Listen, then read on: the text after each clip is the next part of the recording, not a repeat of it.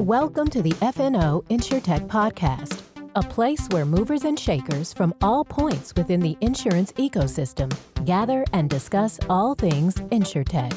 We talk about how technology and innovation are affecting and driving change in the industry.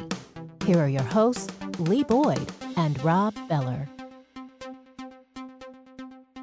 Hey, podcast world. Welcome to the final installment of our New Year's visit to the vault here at FNO InsureTech.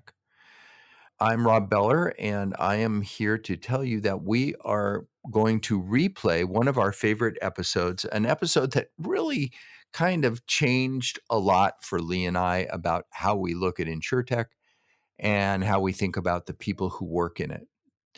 Today, you're going to hear Jonathan Matus, who's the founder and CEO of Zendrive.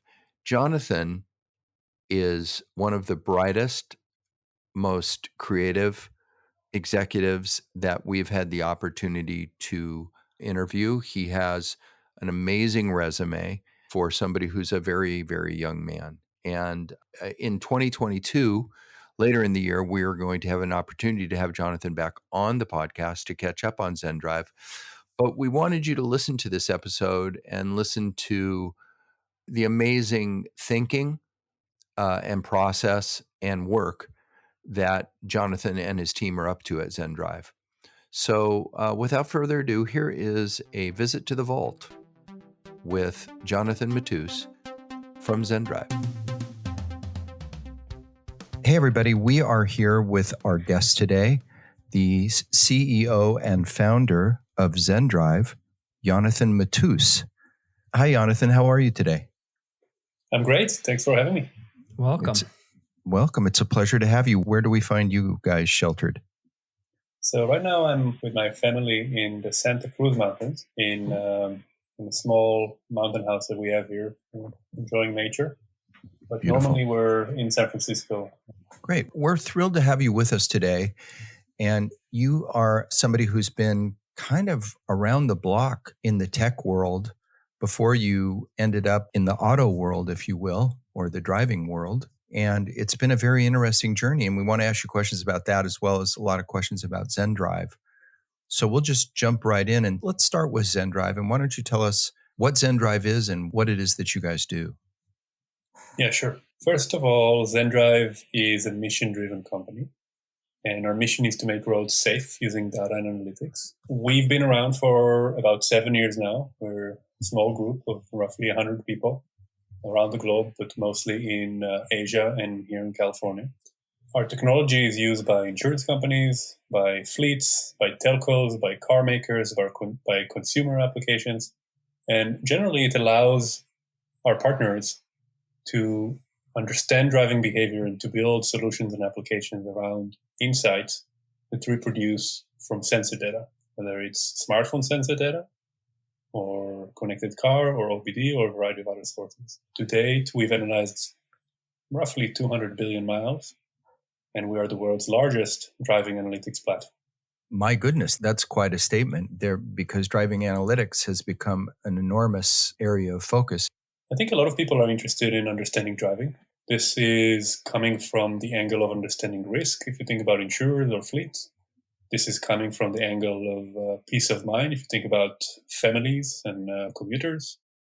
This is coming from the angle of planning and security, if you think about cities and municipalities. There's really different angles for using this data.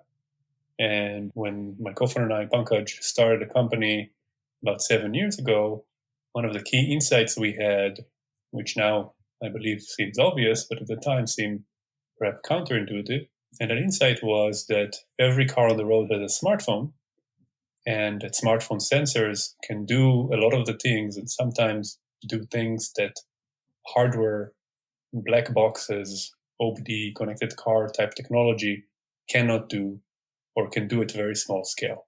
So we asked ourselves, what if we could build a technology that's useful enough that it will become popular and it will be used in a variety of different contexts, and we can unlock this very large data set and answer all of these questions about driving behavior. That's how we got to where we are. Yeah, you guys were pretty early. I mean, 2013, even though in the grand scheme of the world isn't that long ago, in the world of telematics and coming from it from an insurance side like we are, that makes you guys very, very early in. When you started and you started going out, and we'll focus on the insurance vertical, and you started talking to carriers, what kind of reception did you get? I'm sure that for some carriers you spoke to, you might have been the first people to talk to them about telematics. So many carriers heard of telematics. It was that thing that Progressive did. Progressive, for those of our listeners who are not familiar, is one of the top carriers in the US. And they invested and invented something called Snapshot, which is hardware-based driving analytics, telematics. Their system was pretty straightforward. They would send you something to plug into the OBD port in your car and collect 2 or 3 weeks of driving behavior. And then based on that, give you a price that potentially was better than other prices in the market. Following Progressive, who is considered by many to be a leader in the market, a bunch of insurance companies decided that they need to have a strategy for telematics, but that's kind of where they left it at. And and so you would see companies that have the intention or have a presentation or have someone with a title that says head of telematics, but didn't really have the ability to execute, whether it's IT or operations or marketing, customer support, to really be successful. The early days in telematics, when we were talking to insurance companies, most of the conversations were more to fill the curiosity of those executives that are responsible for telematics, but don't really have the tools to execute, unfortunately. Yeah. And so, I think we learned a lot, and we taught them a thing or two about what's possible to do with mobile telematics. But it really took a little while for more operators in the US and globally to understand that actually not using telematics now is the controversial perspective. Right. And there's severe adverse selection. So Zendrive is a application that can be the underlying of a carrier's app. Is that right? You would come in, you would do all the hard work, but they could white label it. Is that correct? Yeah, that's correct. Zendrive doesn't need to be in the spotlight. As a matter of fact, we don't really talk about our customers publicly. A lot of them are very proud about their brand and they want to be in the front and center. Zendrive was built, the tools, the product, the solutions we built were designed to be in kind of the back office, under the hood, whether it's by designing things to be a developer platform or by white labeling solutions, or just partnering deeply in helping our customers build their own. So we do all of those things.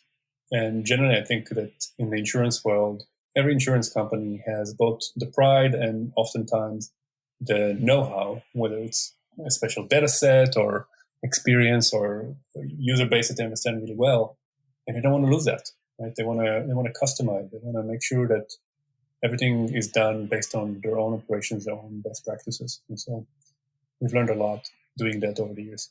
We're going to change direction here for a second, because one of the interesting things about when we have somebody like yourself on, you have such an interesting story and background. We want to take a couple of minutes to kind of cover that and ask you about it. And I'm going to have you go back to your youth. I mean, it's funny. I say go back to your youth. You look like you're like 15 years old now. So, Thank you, like a year and a half ago when you were a kid. But seriously, you were born here, grew up in Israel. Is that correct? That's right. So I was born in Syracuse, New York, upper state New York, and my mother was a graduate student there. And when she graduated, my parents moved back to Israel. So I grew up in Tel Aviv, and then following my military service, I came here to the States to study and started my college and then career here in Silicon Valley. And then you quickly moved on. I'm assuming that you were interested in tech early on, and you ended up in a really interesting situation at Google. Isn't that right? That's right. So actually, I think the theme in my career progression throughout has been more luck than anything else. I came here to the States and with a pretty interdisciplinary interest, studied physics and philosophy and artificial intelligence at Boston University, and then transferred into Harvard and specialized even more in artificial intelligence there. And it was obvious to me in my college career that I'm going to be a professor.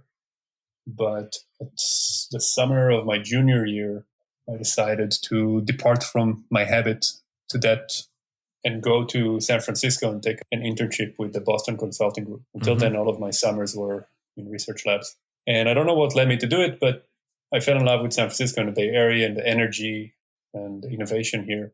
And I also realized that the business world was actually quite interesting. And I told myself, you know what, let's just do that for a few years and then go back to academia. And then Google came and interviewed at Harvard, and I realized that's a great way to go to San Francisco.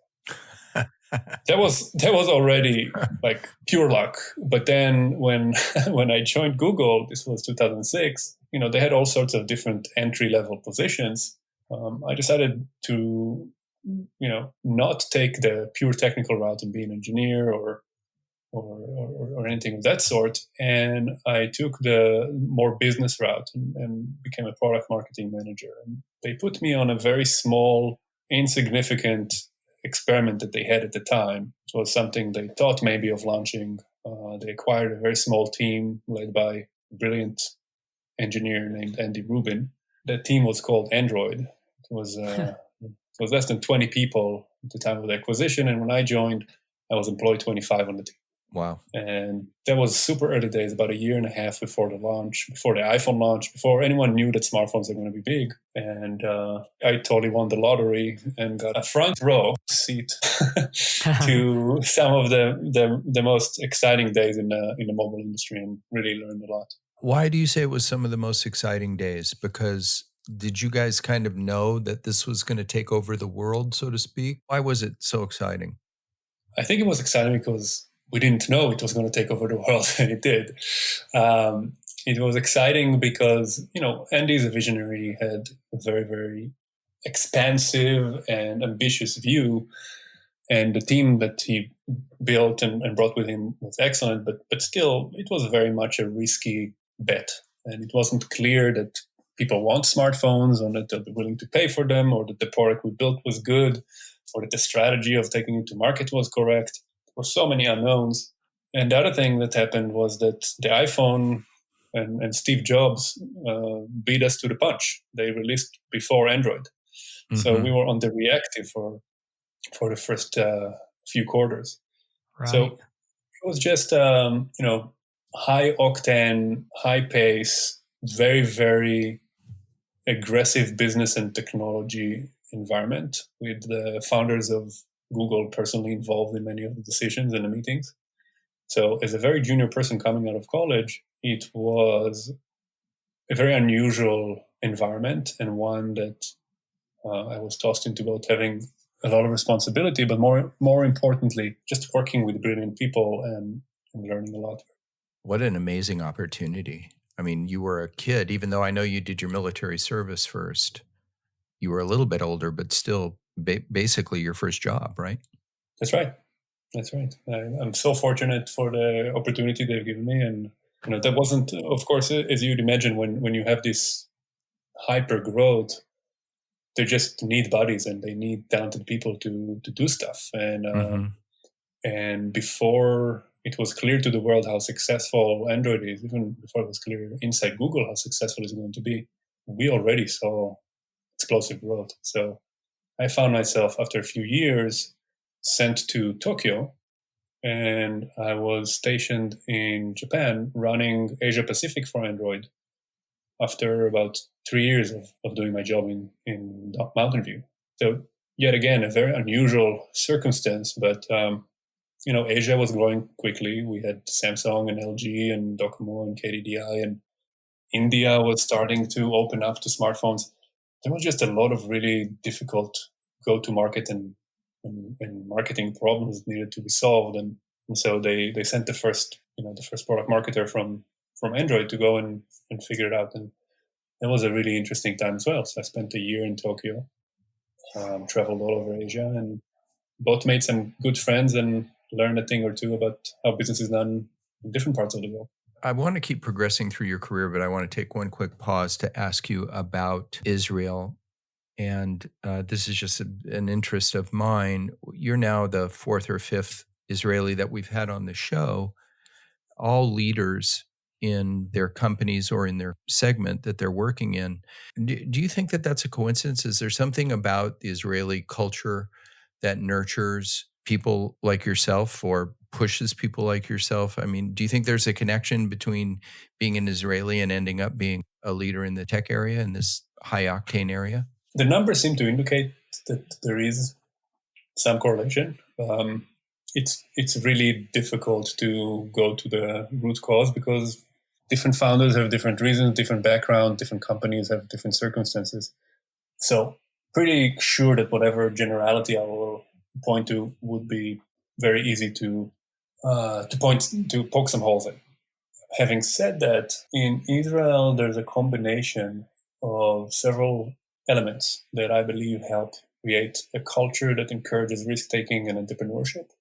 The first one is the concept of chutzpah, which is common also, I think, to American Jewish folks, and those who are not familiar with is kind of having the guts or the balls, pardon my French, to do things that are unlikely to be successful, or to take risk and to disregard culture and social norms. The second is that Israel is a country that shifted from socialism to democracy and to capitalism.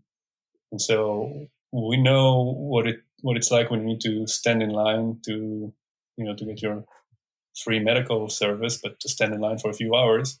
And we also know what it means to cut the line and get first into whatever it is that you need to do. So we have a healthy disrespect for rules and regulation, which is also important for challenging norms and for entrepreneurs. The third and the fourth aspects are more demographic. So the third one is the military service, which is a melting pot of ideas and cultures inside Israel, but it's also the largest industrial and sort of corporation that exists in Israel and gives a ton of individuals very technical education very early on.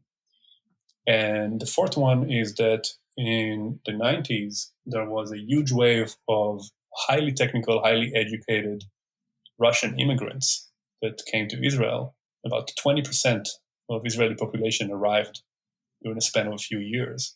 Mm-hmm. There were professors and engineers and doctors, and there wasn't enough jobs for these people. And so for a few years, you had these overqualified, brilliant people working in janitorial jobs or sales jobs or whatever it is that they could do to feed their families. But then when they picked up the language, they started taking technical jobs and starting companies and provided an injection of technical talent that Interesting. generated basically an age of startups and technical opportunities.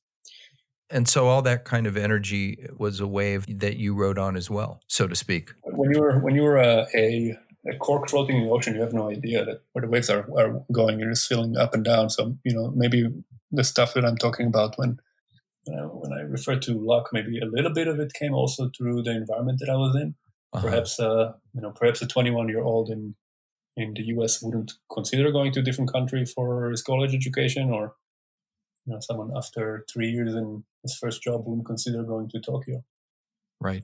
But I'm not sure that describes any of the choices that other brilliant Israeli entrepreneurs. You go talk to Asaf from Hippo, or you talk to Noam from Waze, or everyone's got a different story. Back to your career quickly. You decide to leave Google, or you're recruited out of Google, or like you said, it's always luck. And you end up at Facebook. And I think this was about the time that Facebook was or making the announcement that they're going to be a mobile first company. Isn't that right? Yeah, actually, that's the context for which they hired me. So this was about 2 years prior to the IPO, and Zach was already convinced that Facebook has one big vulnerability that he needs to patch before the IPO, and that is mobile. And so he brought in some people from Apple and from Android and HTC and a variety of other kind of mobile first companies and put us in charge of a variety of different efforts. And I was responsible for the mobile platform. So everything that developers and partners in the mobile space are doing. That was also fascinating. Just like the culture difference between Google and Facebook was very, very big at the time. Google was more academic, more risk averse, more attracted to big problems because they're big, and to beautiful solutions because they are interesting and intellectually satisfying. And Facebook was all about moving quickly and getting shit done, and this kind of startup mentality, hacking, doing hackathons and Interesting. breaking shit. And it was fun. It was for me, it was really a great preview for the kind of cultural shift you need in order to be successful as a startup. Because speed is everything for a company that knows right from the minute they get the check from an investor that in 18 months they'll need to go beg for money again. You got to do a lot of stuff in 18 months. So better move quickly. I'll ask you just one more question in this line, and that is, you're at Facebook for a couple of years. Obviously, everything went well for Facebook. What inspires you? Are you driving along one day in your car and you think to yourself, hey, wow, or what in the world happened that took you from a social media platform, helping them with their mobile idea, into Zendrive?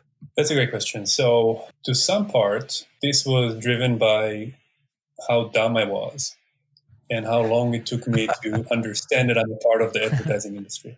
I mean, it's shocking. It's like 6 or 7 years it took me to understand that there's cool gadgets I'm building, and getting people connected, whether it's with Android or with Facebook mobile.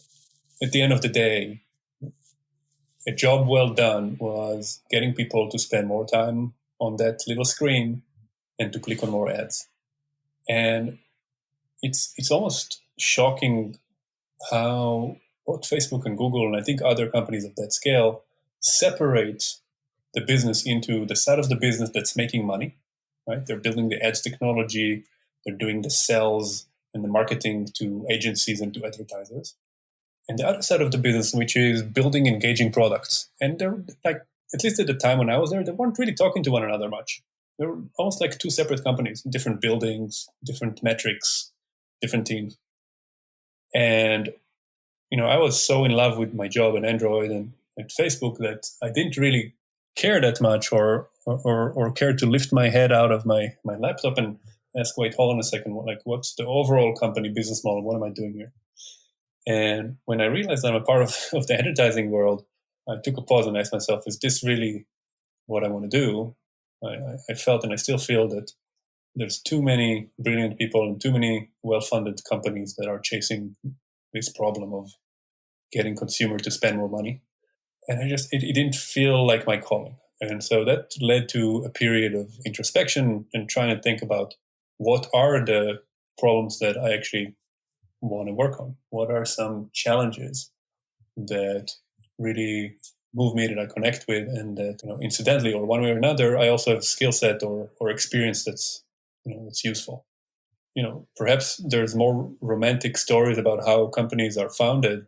For me, it was literally like sitting down and writing this up and trying to do a kind of a top-down analysis of both which areas are big societal problems. It was really clear to me that I want to work on something where even if there's no revenue, no money to be made, that I will have a positive social impact. So that was one criteria. The second criteria was that there's a big business opportunity, and ideally an area where there's little competition, or where the incumbents are not as tech savvy as online advertisers. And the third criteria was an area where my experience and the technology that I understand pretty well, namely mobile, can actually have an edge.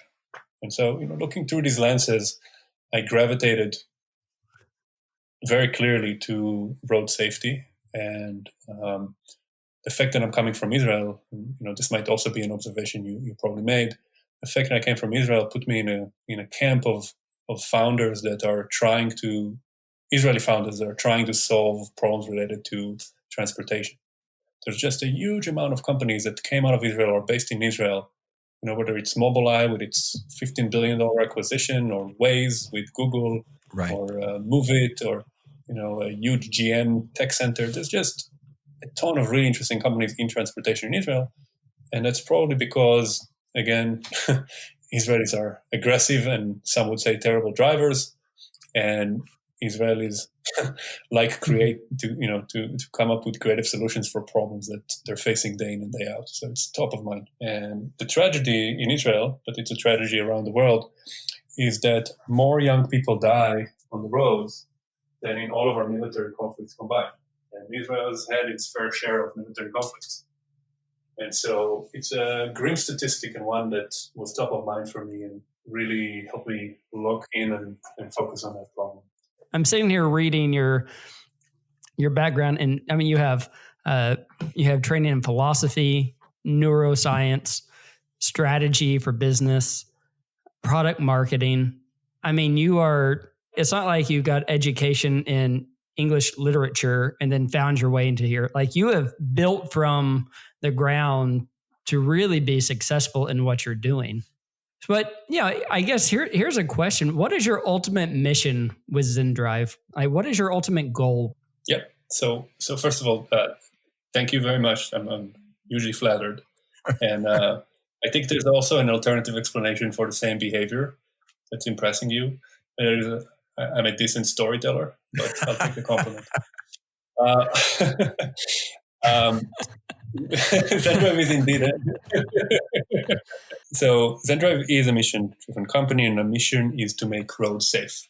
That's a pretty big mission, and so we further qualify it.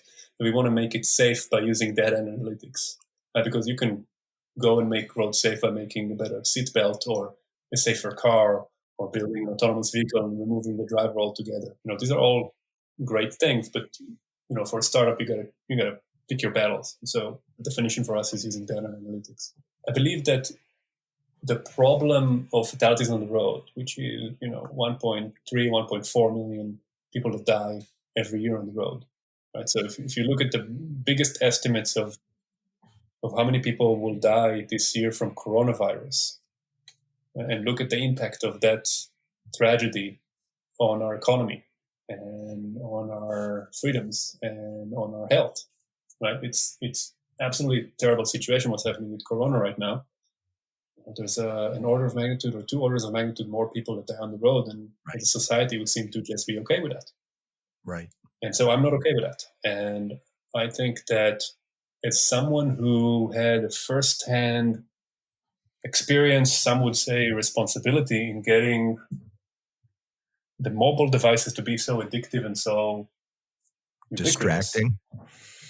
Exactly. I partially feel some responsibility for the uptick in fatalities on the road. Like, people are distracted on the road. It's a real problem. Yeah, I saw somewhere on your website where you have a paper about distracted driving is the new drunk driving. It's worse, actually. And you talk to insurers, and many of them are scratching their heads. I remember a few years ago they were scratching their heads and saying, "What's changing in the world? Why are we seeing the number of crashes and claims and all of these go up? Why?" And some say, "Oh, it's cheap gasoline." And some say, "Oh, the cars are more expensive, so it's more expensive to fix them. There's more drivers on the road." All of these things are true. The economy is doing well. People are, driving here and there. All of these things are true, but really the thing that's changed in the last decade, and you see it whether it's the bottom line of insurance companies or in the hospitals or just the statistics, is that about a quarter of all crashes are a result of distracted phone use. The biggest part of the strategy is that this disproportionately hits younger populations. So new drivers get on behind the wheels, and they are more likely to be in a crash. It's just something that I think as a society we need to address. And I'm a huge proponent of autonomous vehicles.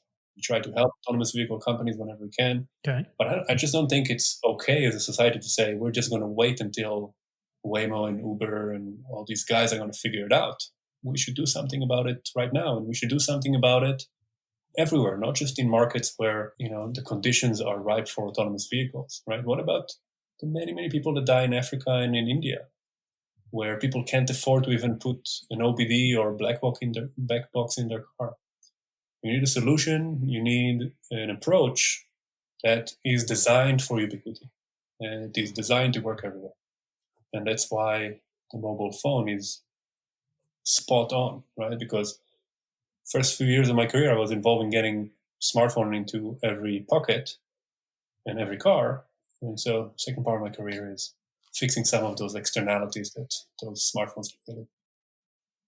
I mean, that's amazing. I mean, you're saying that you were a part of the brain that helped us become addicted to these phones. And now you're using that same understanding of people's minds and helping us get it to be safe now, which is amazing. And I'm wondering, what are the trends showing? What are the statistics showing? We've, since Progressive had launched theirs, and a lot of companies have telematics in vehicles now. Are we seeing a shift to safer driving, or is it still kind of out of control?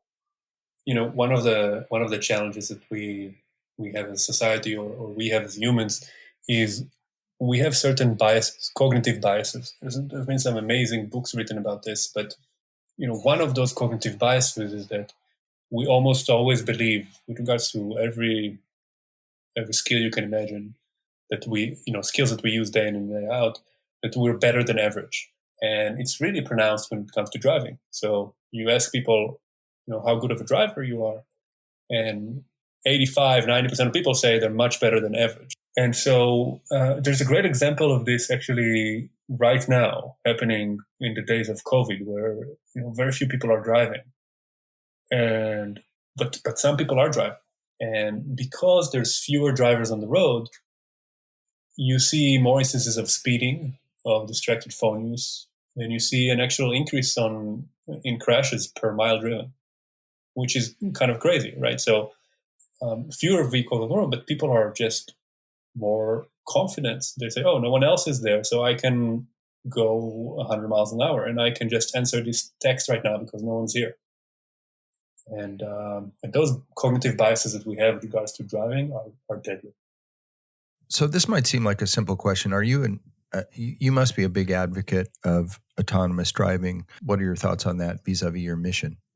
Yes, I'm a huge advocate of autonomous driving. I think that, if you could fast forward 20 years from now, where autonomous vehicles could be ubiquitous or getting to ubiquity, the world will look very different. So Orion, my 2-year-old son, it's questionable whether he will need a driver license or not. Having said that, I think that, like many other technology cycles, autonomous vehicles were hyped, perhaps overhyped, and it's not around the corner. I think you go and you talk to people at Uber and Waymo and Cruise, and a lot of them will tell you that some of the initial predictions of when will this technology be safe enough and mature enough to be deployed amongst humans, and they'll tell you it's going to take longer than anyone imagined. Mm-hmm. And that's unfortunate. So here at Zendrive, we try to do what we can to help autonomous vehicles, and some of them are consumers of anonymized aggregate data that we collect. And I can tell you a little bit about how we help autonomous vehicles, if that's interesting. Sure, please. I would love to hear that. Okay, let me double click on that then. So if you are... yeah, let's go to that recording. Ready, go. So if you're a fleet that operates autonomous vehicles, then there's effectively 3 chapters in your life history. The first chapter is building and tuning the technology. The second chapter is the launch of the technology in markets where you just start. And this could be months, this could be years, depending on how quickly humans and regulators and other vehicles get used to you driving amongst them. And the third chapter is where your technology is ubiquitous and you don't have humans on the road anymore, just like you don't have horses on the highways. Correct. Right? A horse is a valid way to get from San Jose to San Francisco. It will get you there, but it's illegal and it's not practical and it's quite dangerous. So similarly, if you fast forward a few decades, human drivers will be in a similar boat. But the first 2 phases of the story, right, the tuning and then the kind of the alpha launch or the beta launch, those periods are periods where, as a autonomous fleet maker, you're very risk averse, right? You're in the first chapter, you're trying to learn. In the second chapter, you're trying to prove that you're really safe. And so for you to understand ambient driver behavior is really critical. But if you take a technology that, let's say, was built and trained in Palo Alto, and you deploy it in Arizona where it's always sunny and the roads are wide and the cars are big and no one is jaywalking and you don't have cows and scooters on the road, that's one story. But once you try and take it to, I don't know, the small streets of Seville in Spain, or God forbid to India or to Africa, you have a completely different challenge in your hands. And so understanding how drivers behave and how they should interact with your magical box, your autonomous vehicles, is really critical. And if you can get that information in as close to real time as possible. So for instance, I don't know if any of you lived in LA, but I have some friends in LA and they tell me that whenever it rains there, people are, it's a big deal. Yes, it's the worst. It brings out the worst. Right. Exactly. Mm-hmm. Well, if you think about how people behave when it rains in LA versus how they behave on the road when it rains in Seattle, you're probably going to see very different behaviors. So these are the type of behaviors and these are the type of things that Zendrive technology and data can help aggregate and provide autonomous vehicles so that they understand both what the trend is historically and what is happening right now. And from the perspective of the regulator, from the perspective of the consumer, from the perspective of the lawmaker, you also have a really important question, which is, okay, so, this company that's training their cars in Palo Alto wants to launch their autonomous vehicle here in Spain. And they want to launch it in Madrid, and they want to launch it in Barcelona, and they want to launch it in Seville. How do I know which of these cities is ready? And how do I know when will that vehicle be at least as safe as the drivers in that city? And so because Zendrive is in the business of scoring drivers, we know for every city, for every geography, for every neighborhood even, what is the driving pattern, the driving risk scores, the driving behaviors that are typical, and we can help benchmark that to what autonomous vehicles enable. Is that kind of data anonymized? Yeah, it's anonymized and it's aggregate. So, actually, that's probably an important point. So, all the data that Zendrive collects by design is devoid of any information about who the driver is. And that's also a part of how we built our business, and that's really important for us. We're a privacy-first company. So if you rip the guts of our technology and you look in there, you'll see that we don't even have the server capacity or the tools to hold some of this personally identifiable information. We just analyze driving behavior and we assign a random set of digits to it, and then our customers are the ones that patch it together and build typically the user experience, or they hold the relationship with their end user. We're a technology partner for them. So can you provide like the telematic type individual experience for a carrier where they want to know how I'm driving and what my behavior is? Do you provide that kind of? No, not about you. But what we could do is we could build a tool for them that they will then hand you and ask for your permission, give you a set of features that are useful for you, and you will then provide them with access to this data. And the way Zendrive is involved in all this is Zendrive is analyzing this data and turning it into insights that this carrier can then use. So let me give you an example. One of our earliest customers is a consumer application called Life360. They are building technology for families, for safety. And they use our technology for detecting crashes in real time and responding to those crashes by letting parents know or loved one know that something has happened, and then having someone from a call center reach out and check if the passenger or the driver are okay, and if they're not, send an ambulance or alternative means of transportation. And Zendrive technology was running in the background in the application, analyzing driving behavior. We had no idea if it's John or Nancy or David that's driving. We have no way of knowing it, and we don't care. The technology is just there for the purpose of detecting that the crash has happened and then letting Life 360 initiate the cascade of service and user experience that they provide their end users. Does that make sense? Yeah, I mean, and it is so real. In fact, a couple of months ago, I was sitting over in our building, and one of my coworkers stood up and left. Come to find out, he had gotten a Live 360 alert that his son was in a wreck. Wow. And then a month later, the same thing happened with somebody else at our company that they said, I have to leave. Somebody was in a wreck. And I had no idea that it was associated here with Zendrive, but it's such a wonderful feature. And in fact, I wanted to make sure that we hit on that wreck detect. Where did that idea come from? Who came? I don't know. Where did it come from? I think I came up with the idea, but the real insight here was when we started building our technology, we knew that we can analyze driving behavior, but detecting crashes seemed like a formidable technical challenge. I mean, if you think about it, let's say you're driving your car and you're slamming the brake, and then your phone comes flying out of your cup holder. That is very likely to register as a crash, right? From a kind of physics and inertia perspective, it's very similar. And so some of the engineers that we hired were so fortunate. They're just really curious people, just intellectually really, really curious. And so they gravitate to these really difficult problems.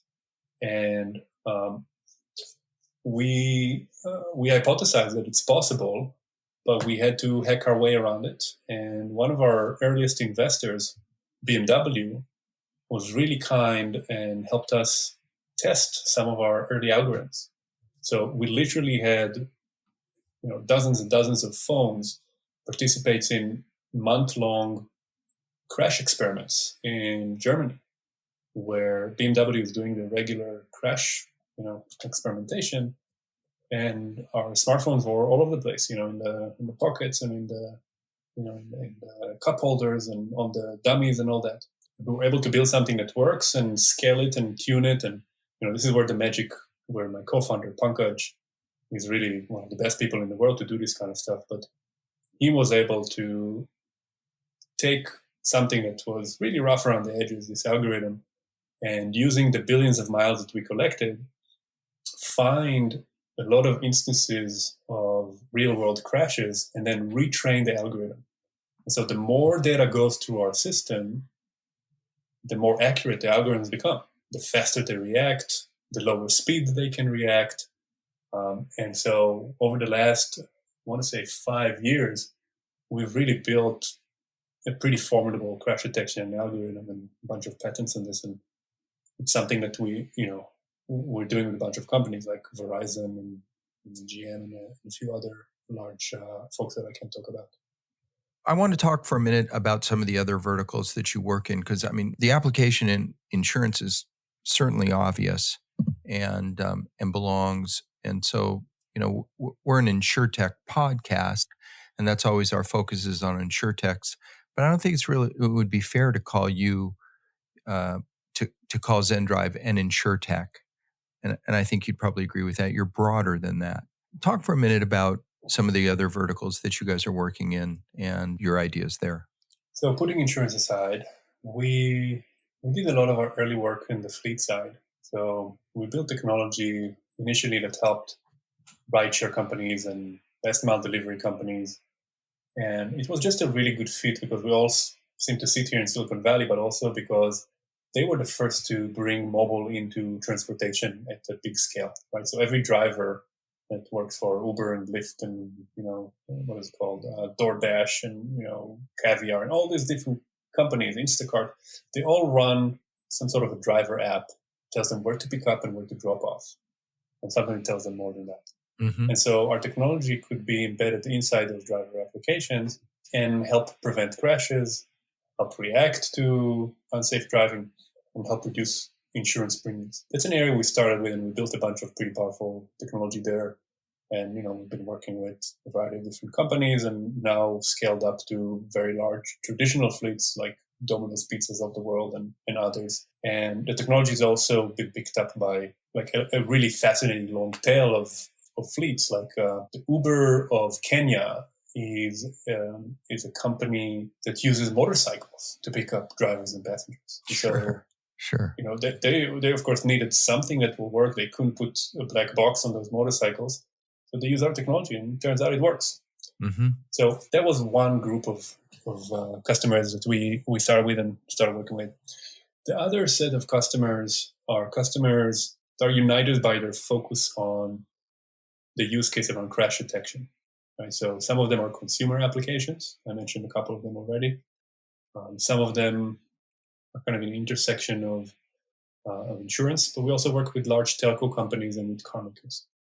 The thing that they found, each one in their own industry, is that while everyone believes that they are better drivers than average, everyone also believes that their spouse or their teenage kid is worse than average. That's right. and you can probably empathize with that. And the result of that is that, and this is not just a cynical statement, people care about their loved ones and they don't want to see them in a crash, and they want to have peace of mind. And so there's willingness to both pay and to use technology to create that peace of mind. So we're partnering with a lot of folks in that space. I would say, between insurance, fleets, and kind of family safety, which comes again from the automotive or telco or the consumer app angle, it covers most, or maybe 85 or 90% of our customers. I'm very interested in driver reveal. Where is that used? Again, that's the core of the technology that's used both for fleets, for insurance companies, and for the family use case. So it's the core driving behavior. Again, imagine you have a teenage son or daughter and you're giving them the car. You care a lot about making sure they get to their destination safe. And if you have the ability to say something about it, you would also want to let them know not to be distracted on their phone, for instance. Or if you're a Domino's Pizza fleet manager in the UK and you have a fleet of 2,000 drivers that you need to manage, you want to make sure that you know who's going to get there on time and who's driving safely and who's going to likely incur claims for you. Jonathan, I want to ask you about claims, because we're in the claims business and that's kind of what interests us on a daily basis. Talk to us about Zendrive and claims. We've been helping insurance companies with claims technology for a little while now. And really the philosophy behind it is that claims is, and pardon my pun, is when the rubber hit the road. It's the time when dollars exchange hands. It's the time where speed and the time where access to data is absolutely super crucial. And so, and it's also the time when insurance companies and consumers interact more than they do in any other part of the life cycle except for customer acquisition. Sure. And so you have this really special set of opportunities and challenges that erupt for it. And at Zendrive, we try to help our insurance partners inform their decision, make decisions more quickly, and delight the customers. Asaf Wand says that claims is the money time. Yes, he is correct. Money time is a better metaphor than rubber hit the road. But yes, it is the time when the magic happens or the horror happens. And you want to make sure that you create magic. Correct. So how are you guys involved in that? How can you help create the magic? So the first thing we do is we help the auto insurance companies know that an incident has happened.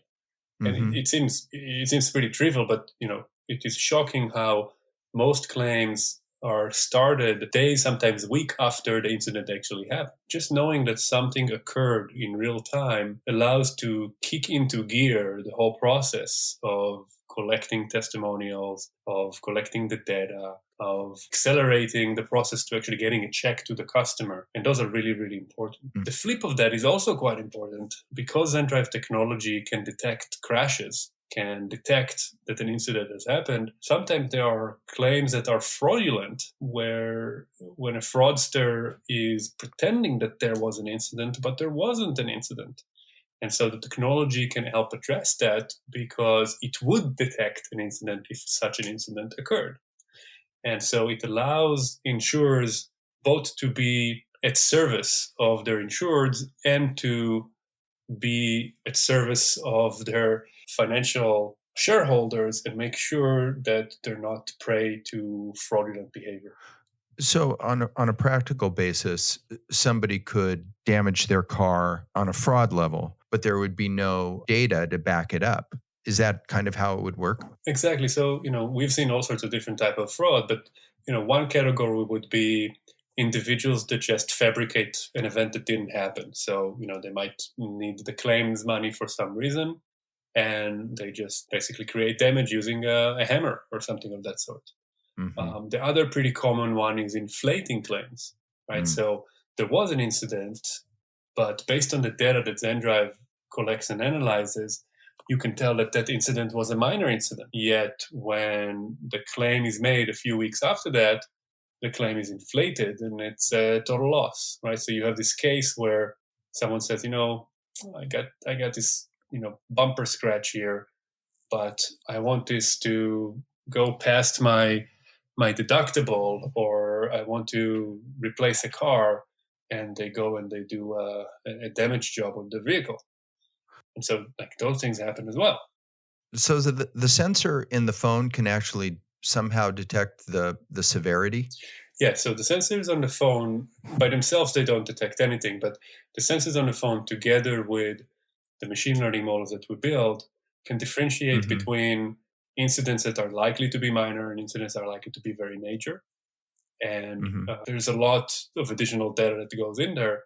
But I'll give you an example. If there's a minor incident and the consumer continues then afterwards to go to work and doing their normal day-to-day patterns, that's also a pretty important signal in the adjudication, right? Because if this was an event that then ended in getting to a hospital or even just going to a car shop, that's also pretty pertinent data about how big of an issue it was. So there's a combination of sensor data, but also understanding the story of what happened based on the data that we analyze. So if I'm an insured and I have a relationship with a Progressive or a Geico or Allstate or anyone else, and I'm in a crash, that's a time where I expect my carrier to care for me and to help me financially and otherwise. And so the existence of crash detection and first notice of loss is actually an opportunity to delight the end user, right? So imagine you're in a crash, and shortly after that, you get a phone call from someone associated with your insurance carrier. But their first question to you is, are you okay and do you need help? Can we send you an ambulance? Can we, if you're okay, can we get you an Uber to get you to your destination on time? Do you need the car to be taken care of? Can we start the temporary car rental process for you while our mechanics are fixing the problem?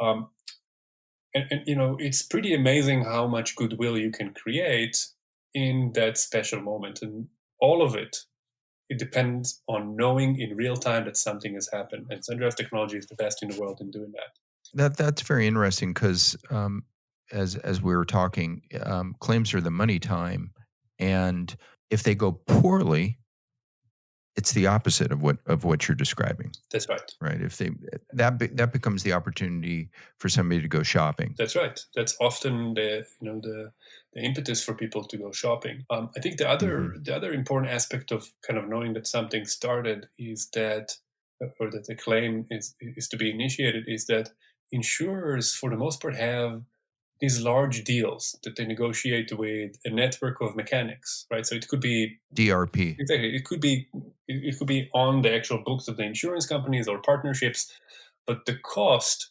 of having the car sit in a garage or in the wrong mechanic or in the scrapyard and just sit there and basically charge the insurer rent before the insurer even knows that something has happened is still the insurer's liability and insurer's responsibility to cover.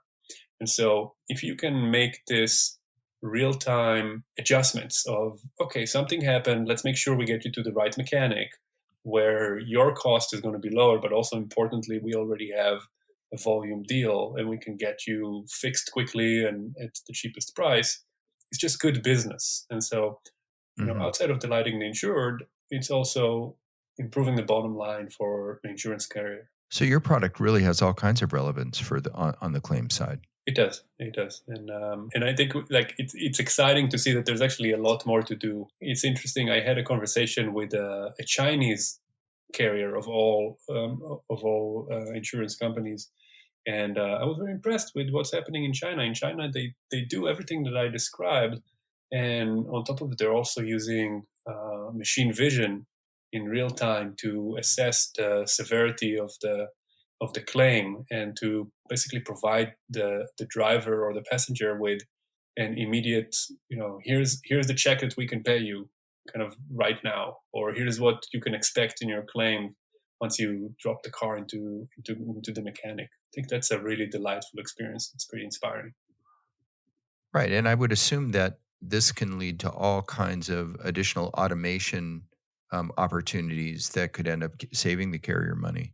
Oh, absolutely. You can on a process level. Exactly. Like from a triage perspective, there's probably 80% of crashes that, combining the technology that Zendrive built and some business automation, you can, with pretty high level of confidence, remove the humans from the loop and then keep the humans working on the 20% of the remainders, the things that are likely to be, very expensive to fix, or instances where someone is really injured and any moment or human touch is really important. So there's definitely a lot more that can be done in claims, and we're excited to partner with forward-leaning insurers on that.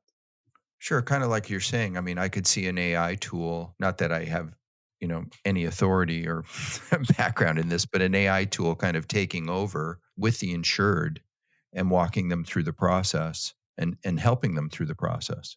Yes, and if there is something that companies like Lemonade has proven, is that there is a whole cohort of consumers, the millennials, the younger consumers, that actually prefer to talk to a bot or to not have a human involved, and they're just not appreciative of talking to someone on the phone if they can just swipe and click on their phone.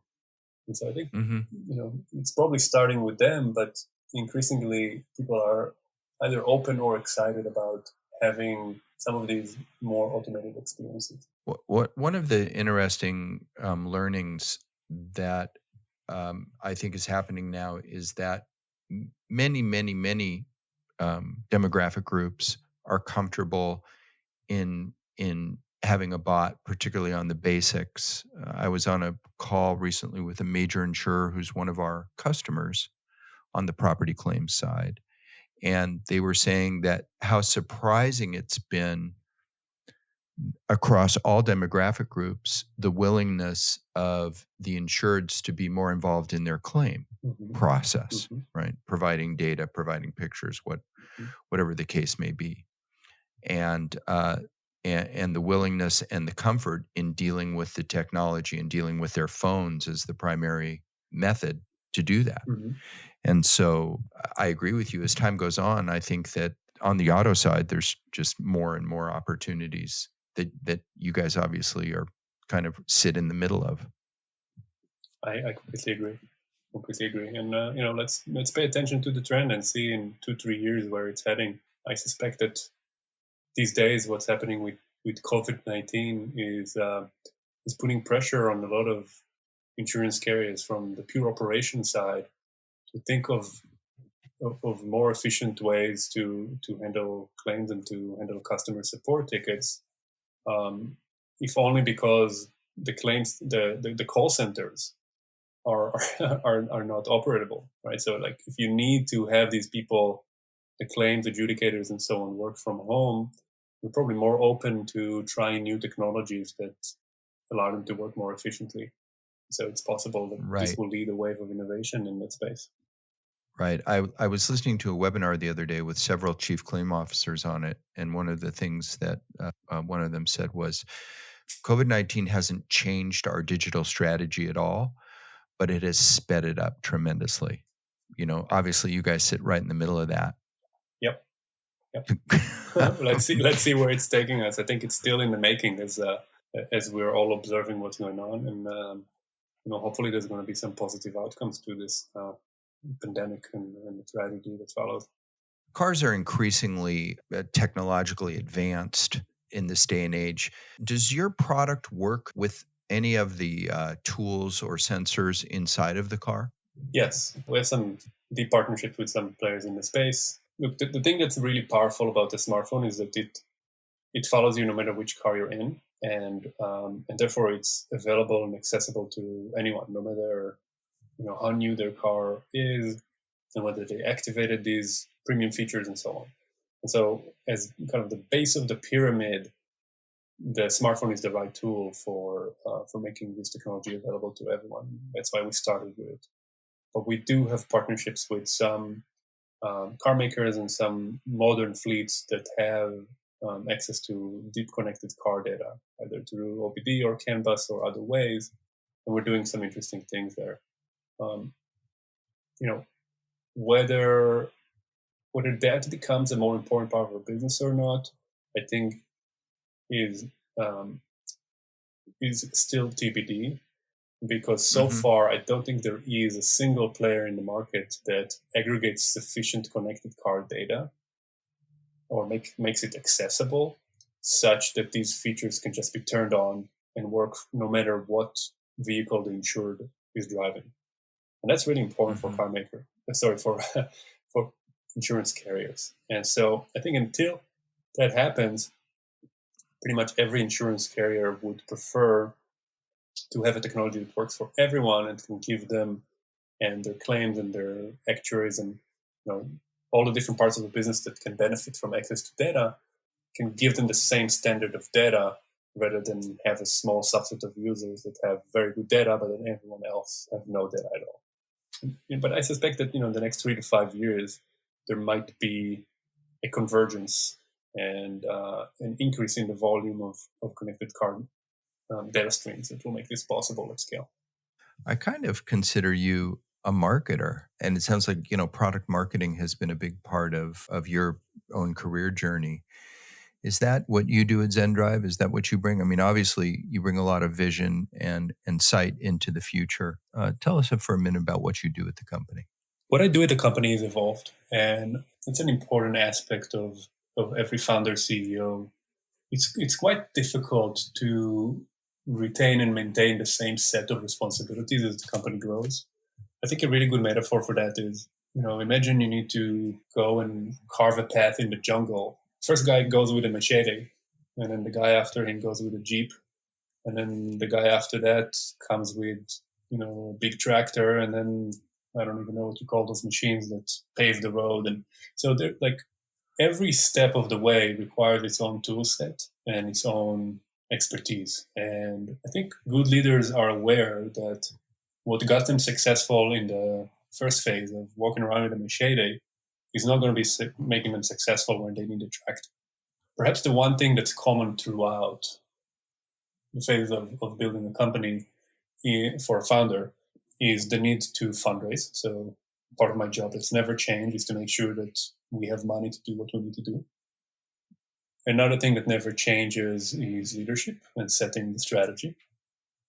And the last one is recruiting. So making sure that you're bringing the right people to the team. But everything else has changed quite a bit, right? So in the first few years of Zendrive, I was much more involved with product, technical, product marketing, product management, testing, UX, all of those things. With time, I was privileged to work with brilliant product managers that are much, much better than I would ever be. And they became our specialized team that focused on that, and I could focus on other things. And I started doing sales, right? I'm okay with explaining people why they should use Zendrive. And so I started meeting with insurance executives and telco executives and fleets and so on. But then it was time to bring the real experts, and we built an enterprise team, and so on and so forth. And so I firmly believe that the role of the CEO should continue to evolve outside of those three things that I mentioned. And now that we're profitable and fundraising is not something that we need to worry about, I find that I have the privilege to think a little longer term into the future. So normal founder or startup CEO life cycle is typically focused on 1 quarter, maybe 2-3 quarters ahead at most. But when you don't need to focus on that kind of time scale, you can think 2, 3, 4 years ahead. And so that's a part of the journey that I'm pretty excited about and just starting now. Lee and I have one last question that we have to ask you as we close. And that is, iPhone or Android? Great question. So, here's my absolutely complete honest answer. When I started working on Zendrive, it was Android. And then at some point, when I was really deep in product development, I was using both because I really felt that I should be testing everything on both platforms. And then at some point, it became a little too difficult and too clunky. And then for, I want to say 4 or 5 years, it was iOS mainly, so iPhone. But just 6 months ago, I got an Android device, and now it's Android first. And let's see how long this period lasts. Trying to do both. Okay, we'll let you off There the you hook. go. We could There push you you on go. this one. But we're all still getting along, so let's leave it that way. Listen, we can't thank you enough. Lee and That's I right. are so pleased to be able to speak to somebody who has not only a lot of knowledge and background, but also has vision and kind of an ethical viewpoint as well. And so we've loved having you on today, and thank you so much for your time. And hope that you guys stay safe throughout the rest of this COVID journey that we're on. And would you come back and visit with us again sometime? Thank you for the kind words. And yeah, I would love to. Absolutely. I enjoyed this conversation a lot and happy to join you again. No problem. Thanks. Thank you.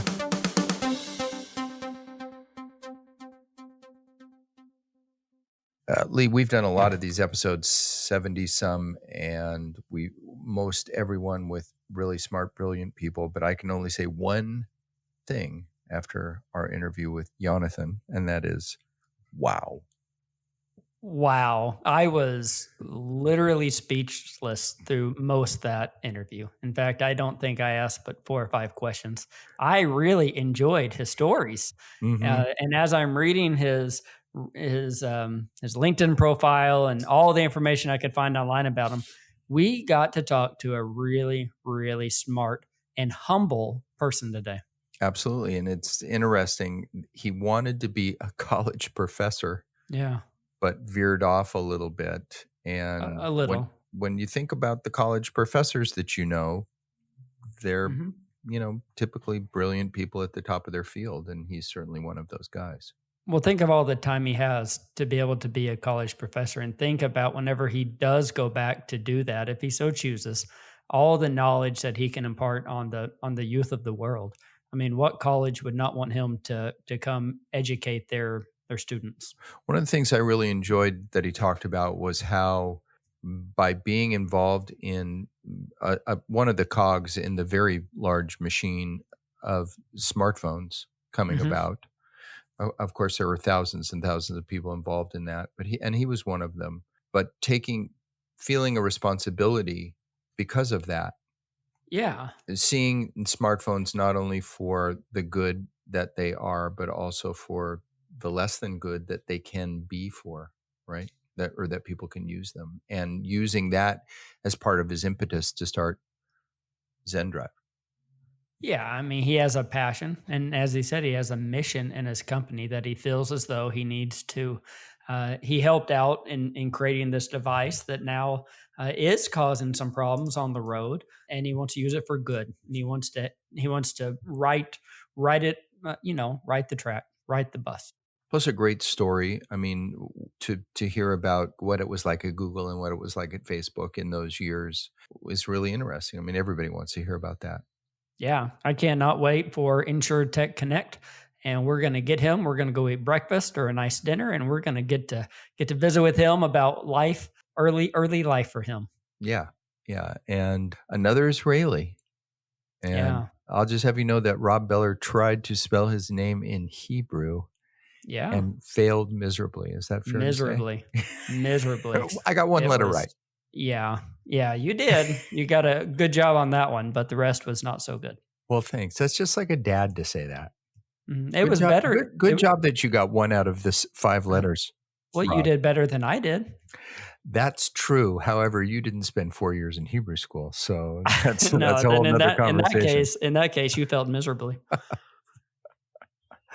Well, I'm going to succeed by saying thank you for joining us. Thank you to Jonathan and to Zendrive for giving them to us, and to Launch Squad for making it all happen.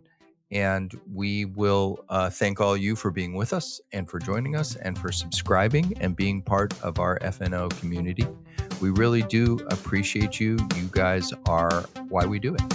And so with that, we'll say goodbye, everybody.